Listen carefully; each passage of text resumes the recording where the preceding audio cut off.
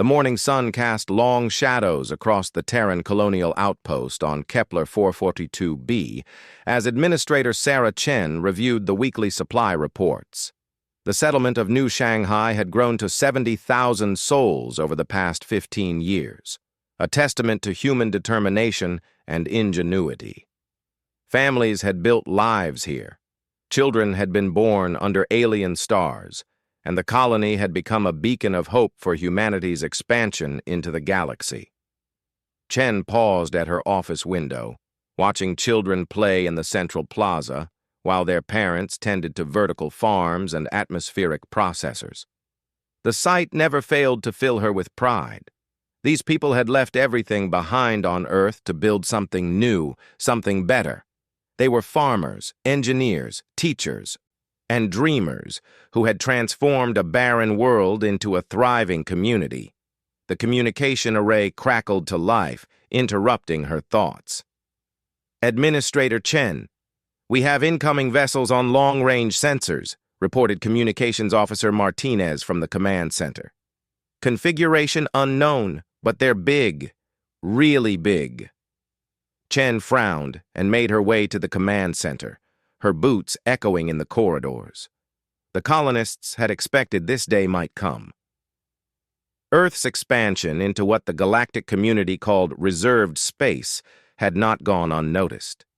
The Zephyrian Empire, a collection of ancient alien civilizations that claimed dominion over this sector, had issued warnings about human encroachment. "How many ships?"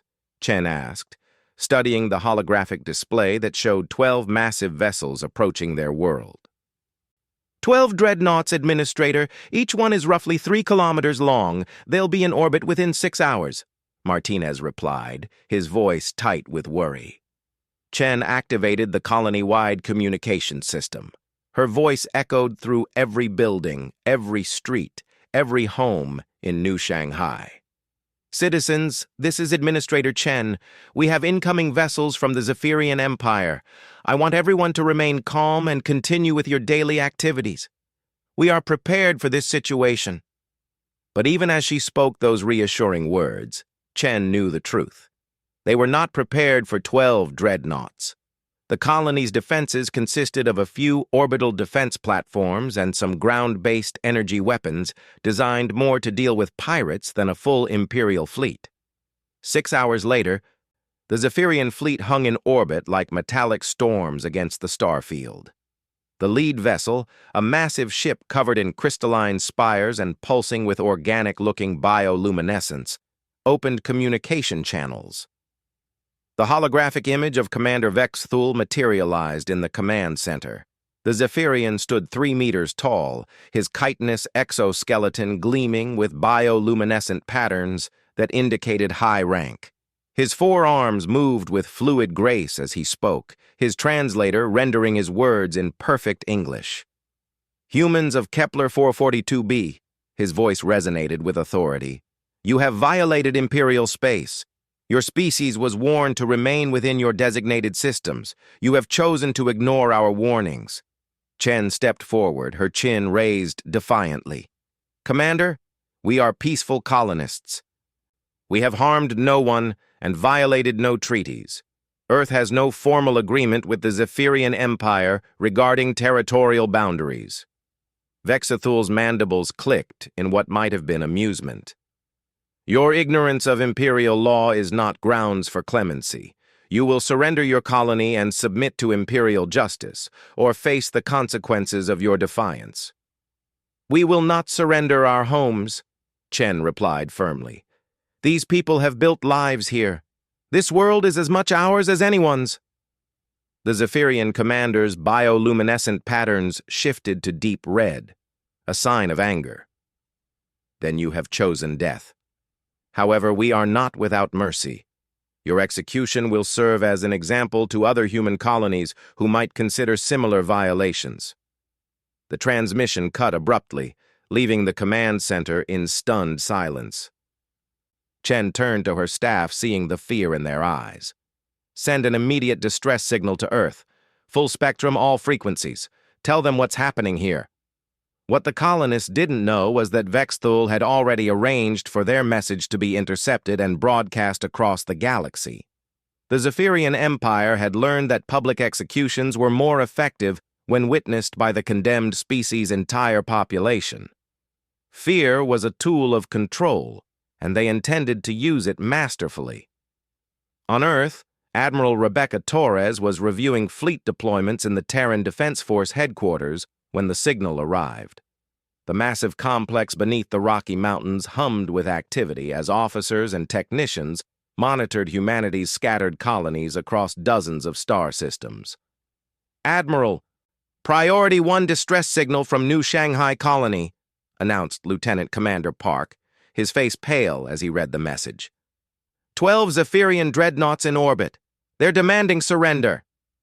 Torres felt her blood run cold.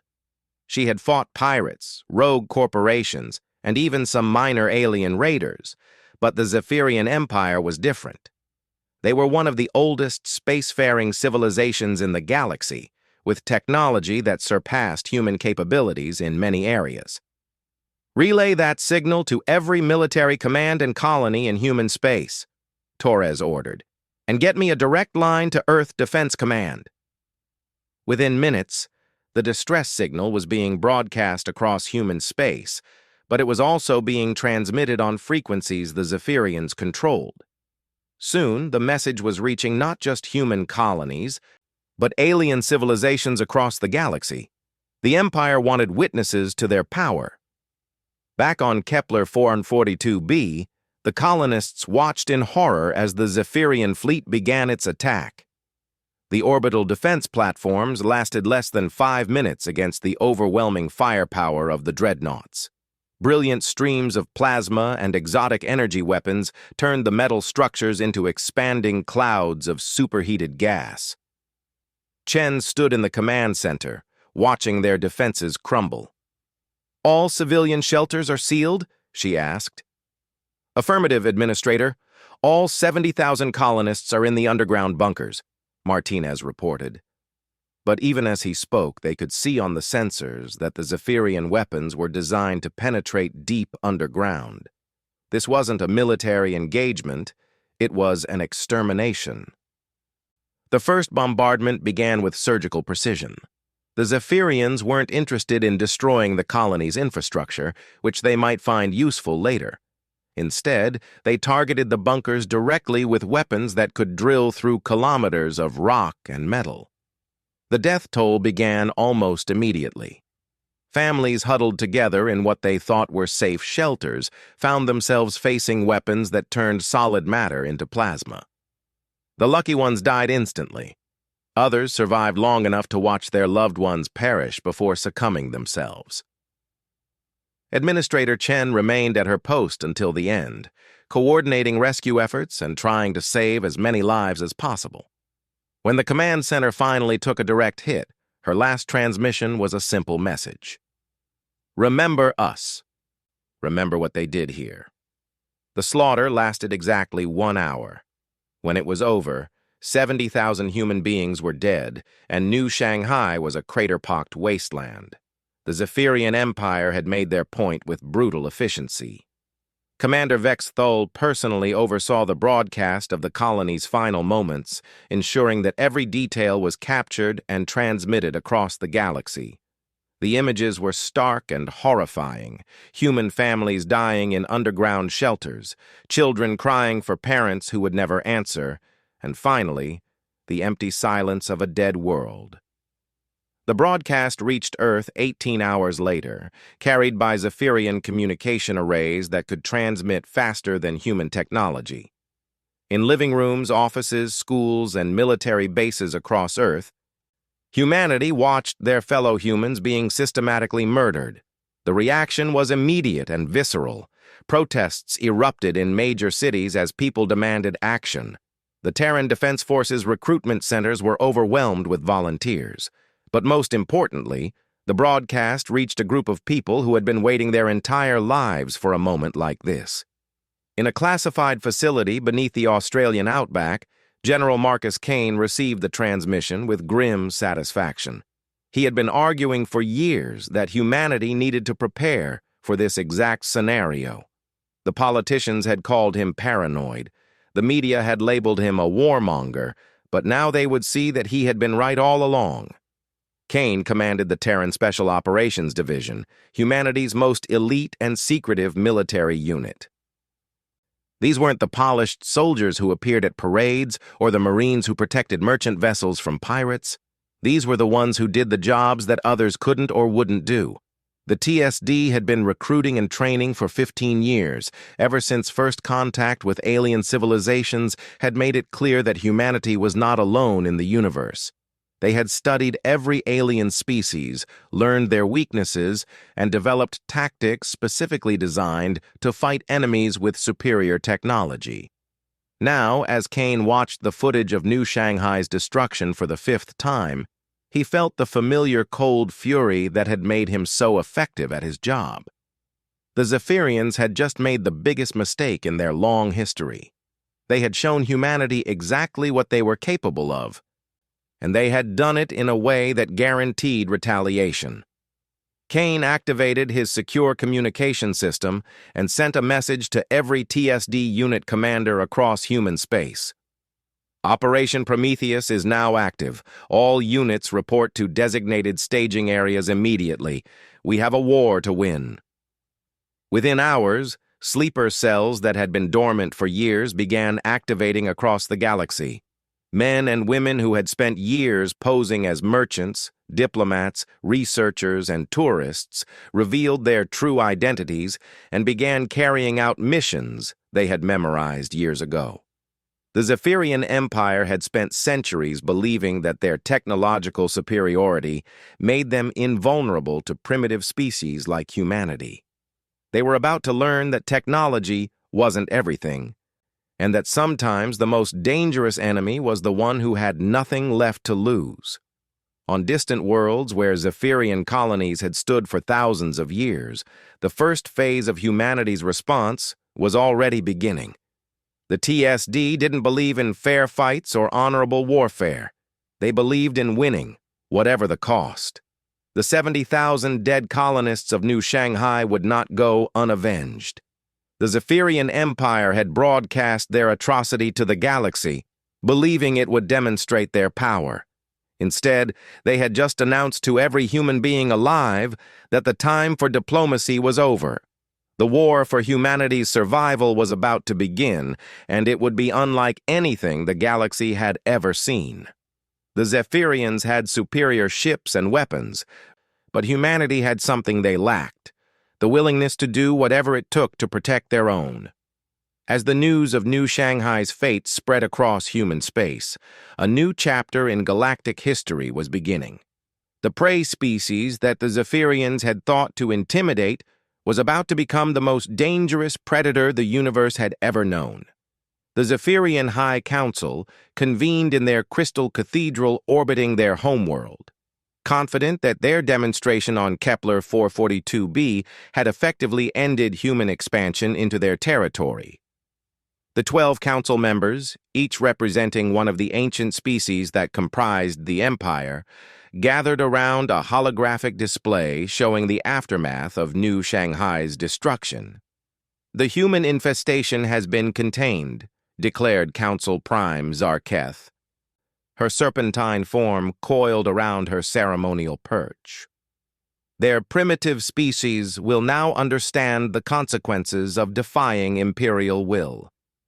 The other council members pulsed with agreement, their various biological forms creating a symphony of bioluminescent approval. They had ruled this sector of the galaxy for over 50,000 years, and no lesser species had ever successfully challenged their authority. But their satisfaction was about to be shattered. On the Zephyrian industrial world of Veltar, mining supervisor Hexara was conducting his morning inspection of the plasma extraction facility when the first explosion rocked the complex. He rushed to the control room, his forearms working frantically at the holographic interfaces. "What was that?" he demanded of his subordinates.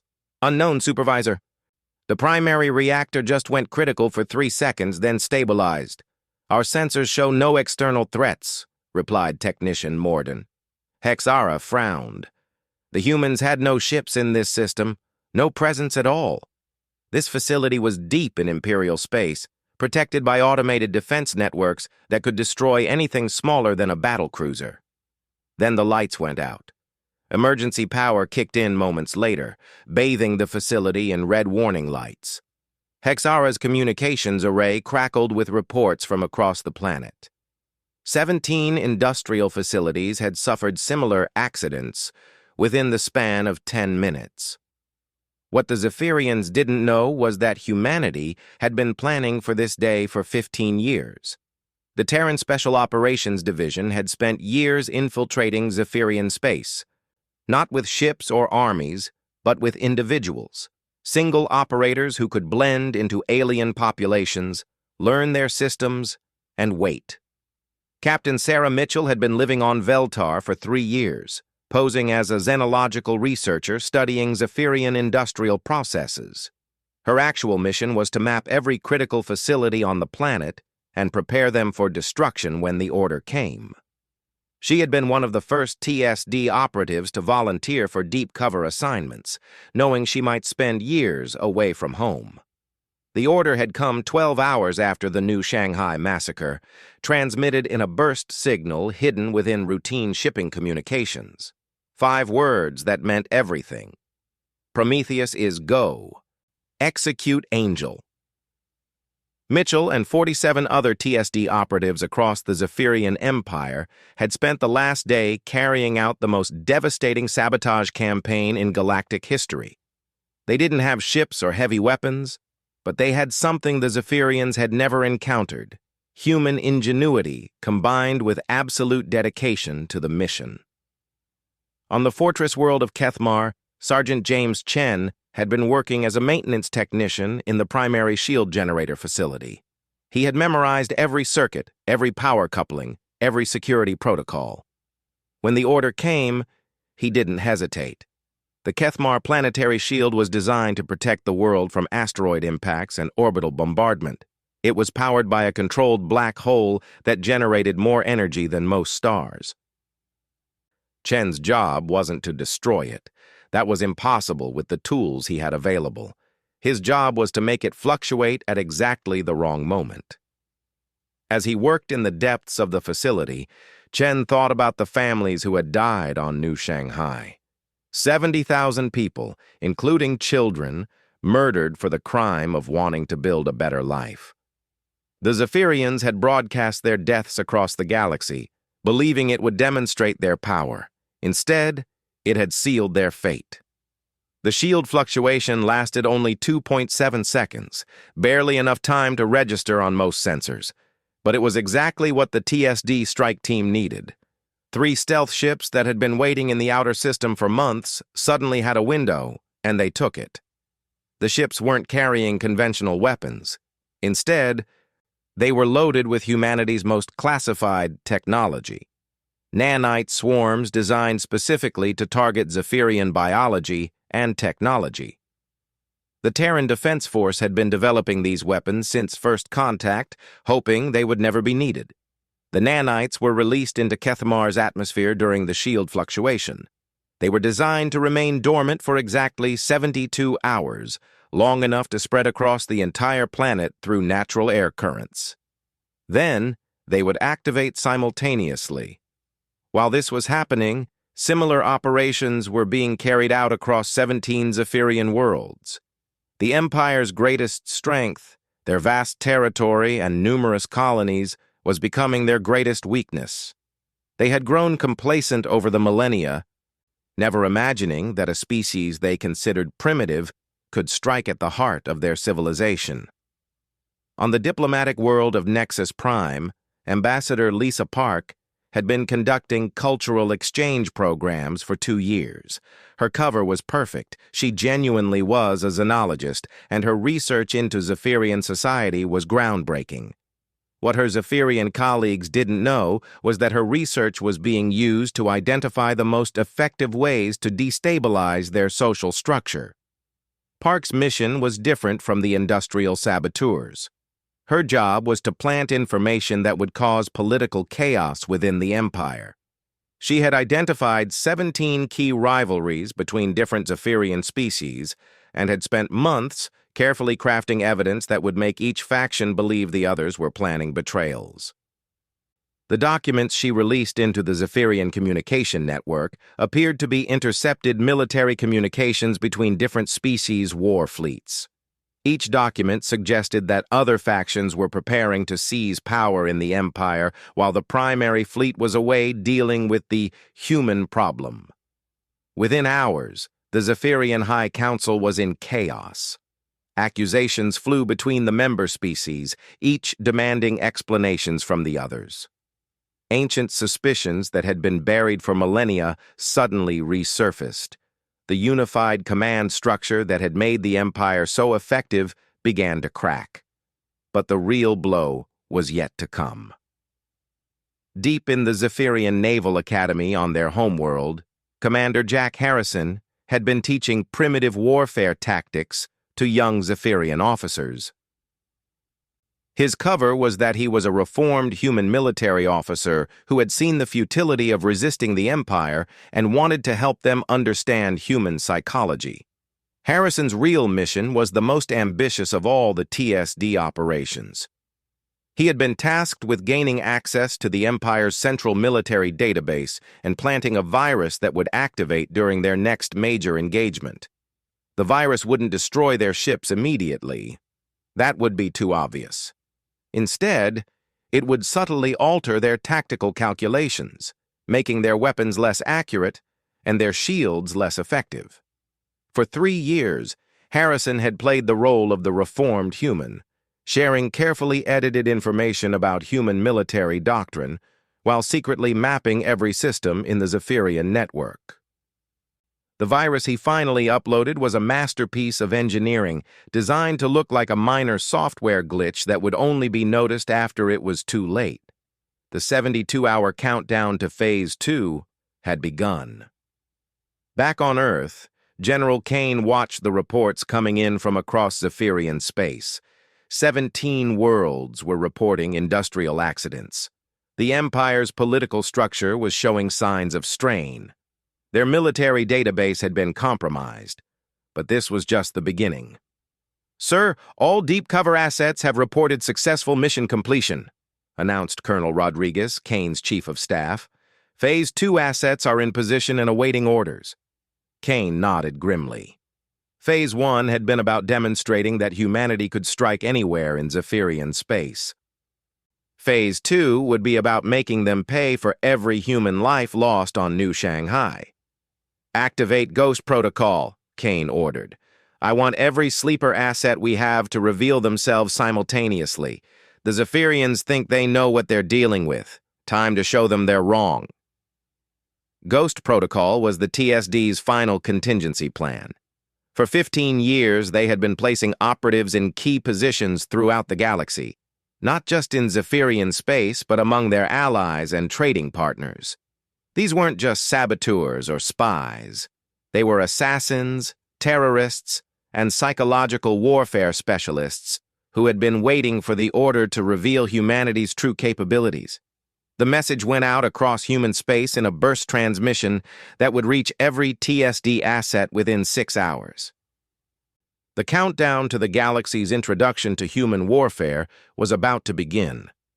On the Altarian trade station orbiting Alpha Centauri b, Dr. Michael Foster had been working as a xenobiologist for 4 years, studying alien pathogens and developing cures for human colonists. What his alien colleagues didn't know was that he had also been developing pathogens specifically designed to target alien biology. Foster's laboratory contained samples of diseases that could devastate 17 different alien species, including all the major members of the Zephyrian Empire. He had been careful to make each pathogen untraceable to human origin, designing them to appear as natural mutations or evolutionary adaptations. When Ghost Protocol activated, Foster began releasing these pathogens into the station's air recycling system. The diseases were designed with specific incubation periods, ensuring that infected aliens would carry them to their homeworlds before symptoms appeared. On the neutral world of Haven, where dozens of alien species maintained embassies and trading posts, Major Diana Torres had been running a human cultural center that hosted regular diplomatic receptions. The center was popular among alien diplomats who were curious about human art, music, and cuisine. What they didn't know was that Torres had been using these receptions to gather intelligence on every major alien civilization in the sector. She had compiled detailed files on military capabilities, political structures, and economic vulnerabilities. More importantly, she had identified which species could be turned against the Zephyrian Empire with the right incentives. When Ghost Protocol activated, Torres began reaching out to these species with offers they couldn't refuse. Humanity was prepared to share advanced technology, favorable trade agreements, and military support in exchange for their neutrality or active assistance against the Empire. The Vegan Confederation, which had been bullied by the Zephyrians for centuries, immediately agreed to provide logistical support for human operations. The Rigel Commerce Guild, seeing an opportunity to break the Empire's monopoly on certain trade routes, offered to fund human military operations. Within 12 hours of Ghost Protocol's activation, the Zephyrian Empire found itself facing not just human retaliation, but a galaxy-wide coalition of species that had been waiting for someone strong enough to challenge the Empire's dominance. The 70,000 dead of New Shanghai had become martyrs for something much larger than revenge. They had become the catalyst for a war that would reshape the entire galaxy, and humanity was going to ensure that their sacrifice would not be in vain. The Zephyrians had thought they were dealing with a primitive species that could be intimidated into submission. They were about to discover that they had awakened something far more dangerous: humanity's capacity for total war. The Zephyrian Empire's confidence shattered exactly 72 hours after the New Shanghai massacre. Commander Vex Thule was reviewing casualty reports from across the Empire when his communication array exploded with emergency signals from every sector command. "Sir, we have simultaneous outbreaks of system failures across 17 worlds," reported his tactical officer, her bioluminescent patterns flickering with panic. "Veltar's industrial output has dropped by 60%. Kethmar is reporting massive civilian casualties from some kind of biological weapon. The Nexus Prime government has declared martial law due to civil unrest." Vex Thule's mandibles clicked with confusion. "How is this possible? The humans have no ships in our space, no way to coordinate such attacks." "Sir, there's more. We're receiving reports of coordinated strikes against our allies throughout the sector. The Altarian trade network has collapsed due to a plague outbreak. Our diplomatic facilities on Haven have been destroyed by bombings.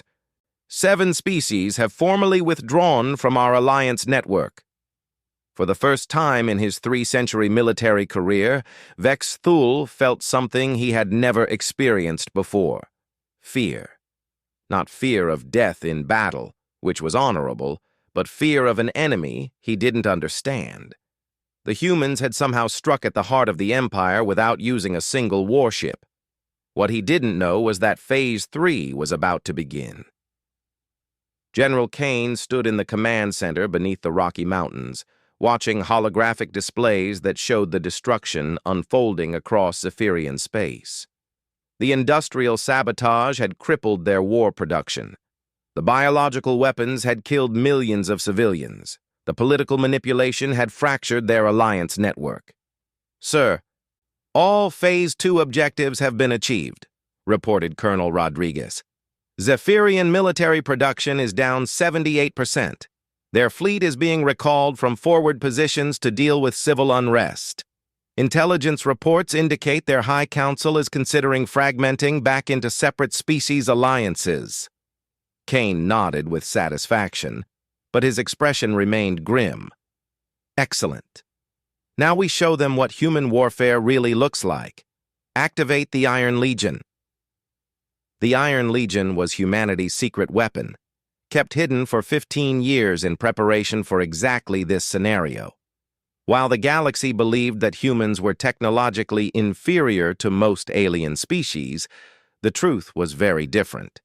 Humanity had been reverse engineering alien technology since first contact, improving upon it with human innovation and ruthlessness. Hidden in asteroid fields throughout human space, massive automated shipyards had been constructing a fleet unlike anything the galaxy had ever seen. These weren't the exploration vessels and colony ships that aliens were familiar with. These were pure instruments of war, designed by humans who understood that sometimes survival required becoming monsters. The first Iron Legion fleet decloaked in the Zephyrian border system of Tolvesh. 47 ships materialized from what had appeared to be empty space, their hulls black as the void between stars. Each ship was smaller than a Zephyrian dreadnought, but their design was fundamentally different from anything in galactic naval doctrine. Admiral Sarah Torres commanded the lead ship, the UTS Retribution, from a bridge that looked more like a bunker than a traditional command center.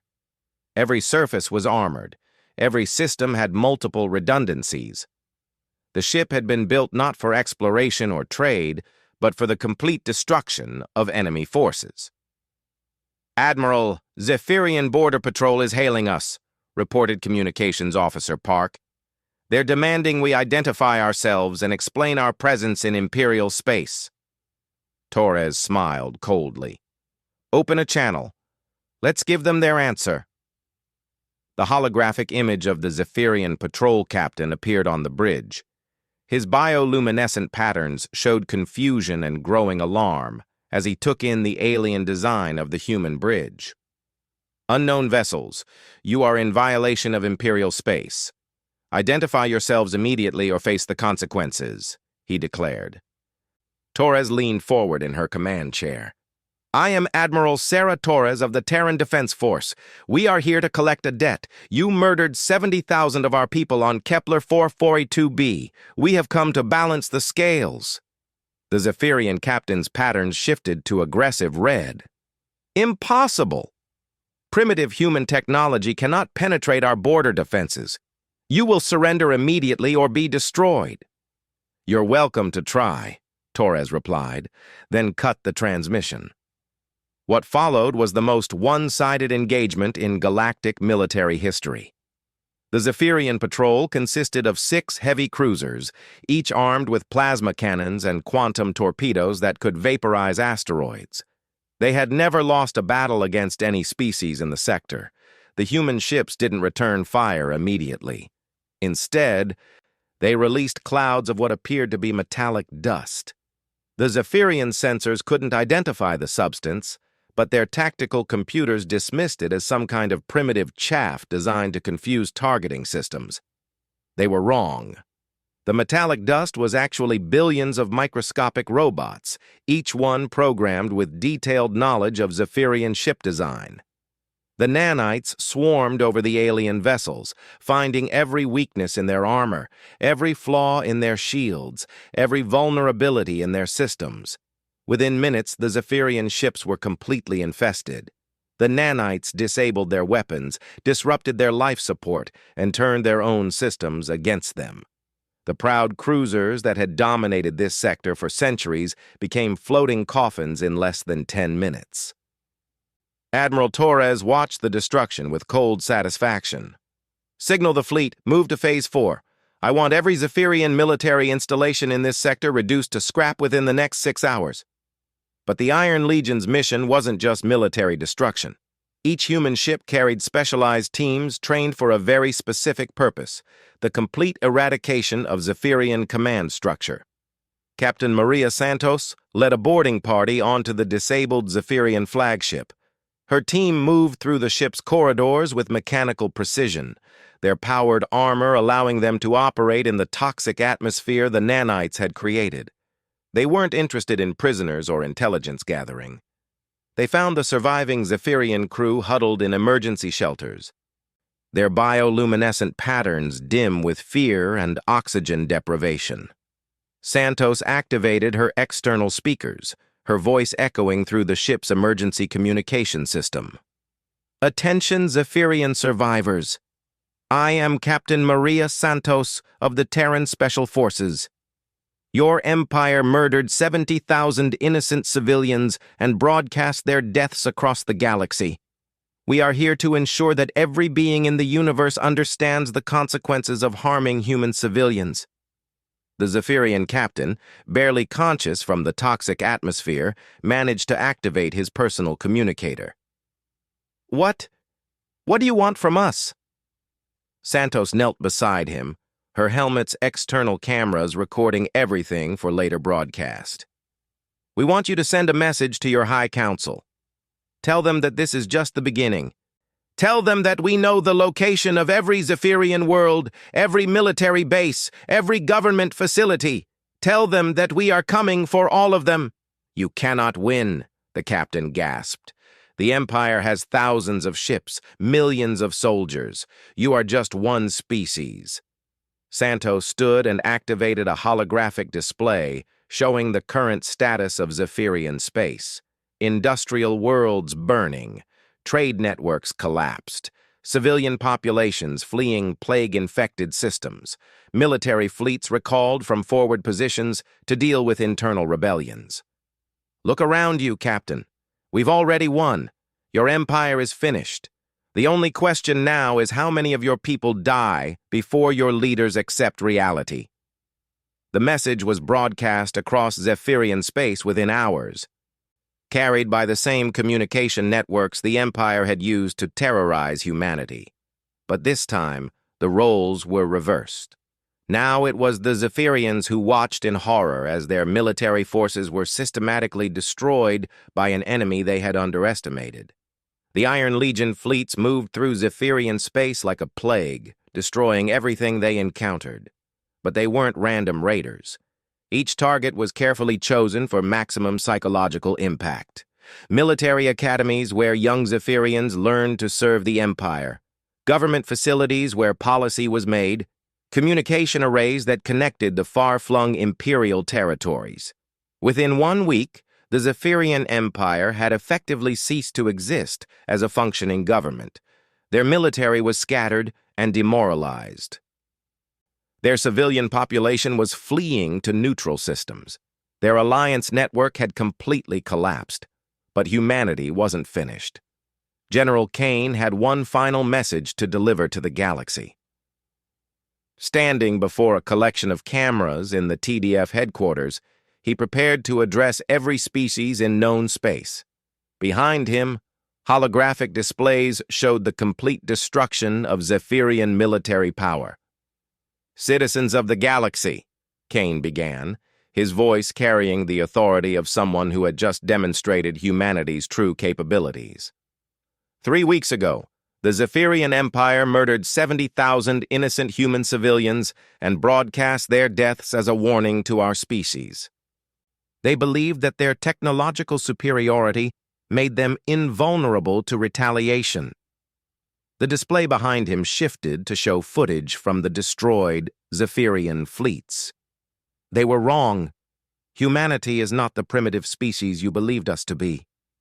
We are not the peaceful explorers who asked for nothing more than the right to build homes among the stars. We are something far more dangerous. Kane's expression hardened. We are a species that remembers every wrong committed against us. We are a species that will cross the galaxy to protect our own. We are a species that does not forgive the murder of innocents. The display showed the current state of former Zephyrian territory. Worlds that had been centers of galactic commerce for millennia were now empty except for automated defenses. The vast empire that had dominated this sector for 50,000 years had been reduced to scattered refugees in less than a month. To every species watching this broadcast, understand this. Humanity wants nothing more than to live in peace among the stars.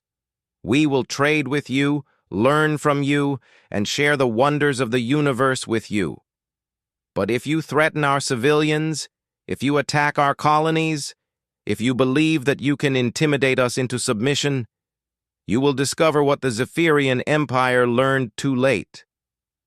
Kane stepped closer to the cameras, his voice dropping to barely above a whisper. We are humanity. We are the species that survived ice ages and plagues, that tamed fire and split the atom, that looked up at the stars and decided to claim them.